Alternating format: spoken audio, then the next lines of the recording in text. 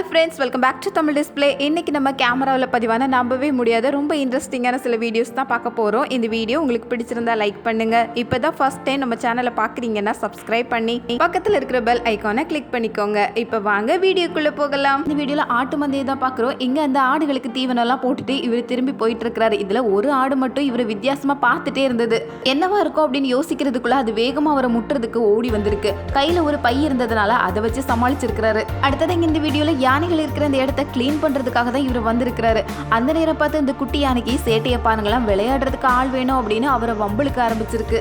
கடைசியில் அவர் மேலேயே ஏறி உட்காந்து விளையாட ஆரம்பிச்சிருக்கு. இது குட்டி யானை தான், இது என்ன செய்ய போகுது அப்படின்னு நினைப்போம். ஆனால் அந்த குட்டி யானையோட வெயிட் அவரால் தாங்க முடியல தான். குட்டி யானையை சமாளிச்சு அதை எழுப்பி விட்டு இவர் எந்திக்கிறதுக்குள்ள ஒரு வழி ஆயிடுச்சு. இதை பார்க்கறது ஆடு. இந்த ஆடு கிட்ட போய் பேச்சுவார்த்தை நடத்தி இருக்கிறாரு சிவப்பு கலர் சட்டை போட்டிருந்தவர். இந்த ஆடு வேற யாரையும் ஒன்றும் பண்ணல, இவரை தான் பின்னாடியே துரத்தி போகுது. கடைசியில் முட்டி மோதி ஒரு பக்கமா தள்ளியே விட்டுடுச்சு பாருங்களேன். அடுத்தது இங்க பாக்குறது மாடு. இதை பெரிய கம்பி கூண்டுக்குள்ள போட்டு வச்சிருக்காங்க. ஆனா இந்த கூண்டுக்குள்ளெல்லாம் என்னால இருக்க முடியாது அப்படின்னு கரெக்டா அந்த கூண்டெல்லாம் தள்ளி விட்டுட்டு வெளியே வர பாக்குது.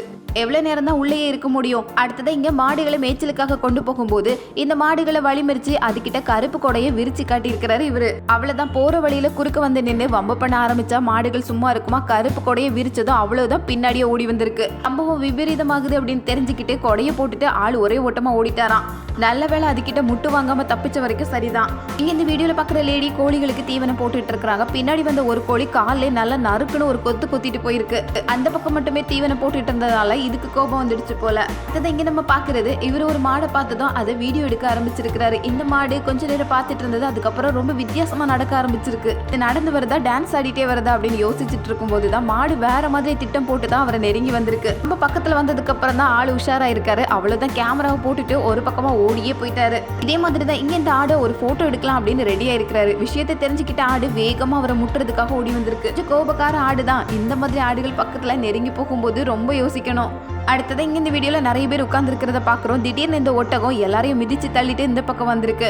இது ஒரு ஒட்டக குட்டி தான். அதோட தாய் அந்த பக்கம் வந்ததும் அதுகிட்ட போறதுக்காக தான் இவ்வளவு வேகமா ஓடி வந்திருக்கு. இது என்னதான் குட்டியா இருந்தாலும் அதோட கால்கள் எல்லாம் ரொம்ப பலமா இருக்கும். இந்த பலமான கால்களை கொண்டு தாறுமாறா மிதிச்சு தள்ளிட்டு அந்த பக்கம் போயிருக்கு. இதே மாதிரி இங்க இந்த வீடியோல இவரு வான்கோழிகளை பார்த்ததும் அதை போட்டோ எடுக்கலாம் அப்படின்னு ரெடியா இருக்கிறாரு. இந்த வான்கோழிக்கு கோபம் வந்து அவர் முதுகு மேலே ஏறி உட்காந்து கொத்த ஆரம்பிச்சிருக்கு. இதோட கால் நகங்களே ரொம்ப கூர்மையா இருக்கும். அதோட அது கொத்துறதையும் சேர்த்து வாங்க வேண்டியதாயிடுச்சு.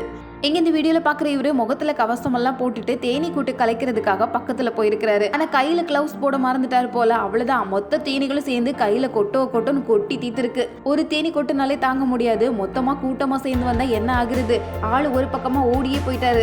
அதனால இந்த தேனீகள் இவரை விடவே மாட்டேன்னு இந்த பக்கமே தான் சுத்தி வந்திருக்கு. அடுத்தது இங்க இந்த வீடியோல இந்த மான்களுக்கு சாப்பாடெல்லாம் ஊட்டி விடலாம் அப்படின்னு ஆசைப்பட்டு பக்கத்துல வந்திருக்கிறாங்க. எடுத்துட்டே இருக்கும்போது மான்கள் ஒவ்வொன்றும் சாப்பிட்டு முடிச்சுட்டு இன்னும் வேணும்னு ஒன்னொன்னா தொந்தரவு பண்ணி கேட்க ஆரம்பிச்சிருக்கு.